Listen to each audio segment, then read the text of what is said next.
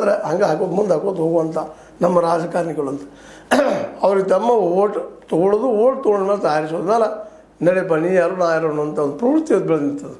ಹೀಗಾಗಿ ನಮ್ಮ KS ನರಸಿಂಹಸ್ವಾಮಿಗಳ ಹೆಸರಿನಿಟ್ಟಂದ್ರೆ trust ಪ್ರಯತ್ನ ಮಾಡ್ತಾ ಇದ್ದಾರೆ. KS ನರಸಿಂಹಸ್ವಾಮಿ ಅವ್ರ ಹೆಸರು ಅಜರಾಮರಾಗಿ ಉಳಿಲಿ, ಹಳ್ಳಿಯಲ್ಲಿ ಮಾಡಲಿ ಅನ್ನುವಂಥದ್ದು ಅವರೆಲ್ಲ ಕನಸು. ಸರ್ಕಾರ ಎಷ್ಟು ಮಟ್ಟಿಗೆ ಮಾಡ್ತದೋ ಏನೋ ಗೊತ್ತಿಲ್ಲ.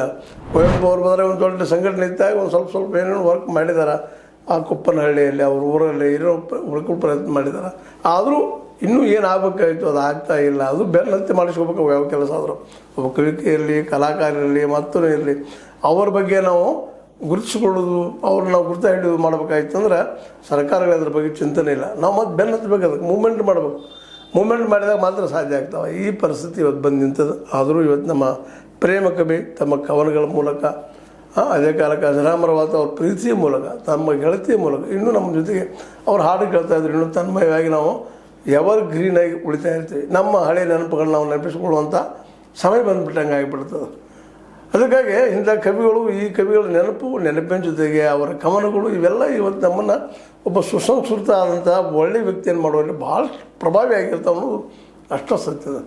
ಆ ದಿಶೆಯಲ್ಲಿ ನಮ್ಮ KS ನರಸಿಂಹಸ್ವಾಮಿ ಅವರ ಅಲ್ಲಿ ಆಡಿ ಬೆಳೆದಂಥ ಹುಟ್ಟೂರಿನಲ್ಲೇ ಆ ಕೆರೆಗೆ ಅವ್ರ ಹೆಸರಿಟ್ಟಿದ್ದು, ಪ್ರೇಮ ಕವಿಯ ಒಂದು ಟೈಟ್ಲ್ ಅದು ಕೊಟ್ಟಿದ್ದು ನಿಜವಾಗಿ ಬಹಳ ದಿನಗಳವರೆಗೆ ಉಳಿಯುವಂಥದ್ದಷ್ಟಲ್ಲ, ಇದು ಆಗಬೇಕಾಗಿತ್ತು.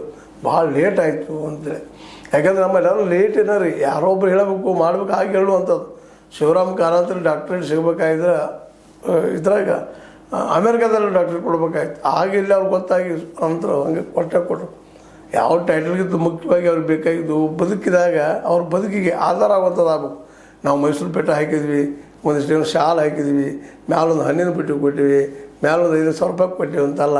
ಆ ಕವಿಗಳ ಪುಸ್ತಕಗಳನ್ನ ಕೊಂಡು ಓದುವಂಥ ಒಂದು ಪ್ರವೃತ್ತಿ ಬೆಳೆಸಬೇಕು. ಓದದೇ ಹೋದರೆ ಕಡೆಗೆ ಸರ್ಕಾರ ನಾವು ಕೊಂಡು ತೊಗೊಂಡು ಪ್ರತಿಯೊಬ್ಬರು ಹಂಚೊಂದು ಕೆಲಸಗಳು ಆಗಬೇಕು. ಒಬ್ಬ ಕವಿ ಅಂತಲ್ಲ, ಯಾರು ನಾಡಿನ ಪ್ರಖ್ಯಾತ ಕವಿಗಳ ಬಗ್ಗೆ ಅವ್ರಿಗೆ ಸಹಾಯಧನ ಕೊಡುವಂಥದ್ದಾಗಿರ್ಬೋದು, ಕೊಂಡು ಓದೋದು ಕಡಿಮೆ ರೇಟ್ನಲ್ಲಿ ಕೊಳ್ಳುವಂಥ ಒಂದು ವ್ಯವಸ್ಥೆಯನ್ನು ಮಾಡುವಂಥದ್ದು. ಒಬ್ಬರದಂತಲ್ಲ, ಎಲ್ಲರದು, ಎಲ್ಲ ಕವಿಗಳಿಗೆ ಅವು ಯೋಗ್ಯ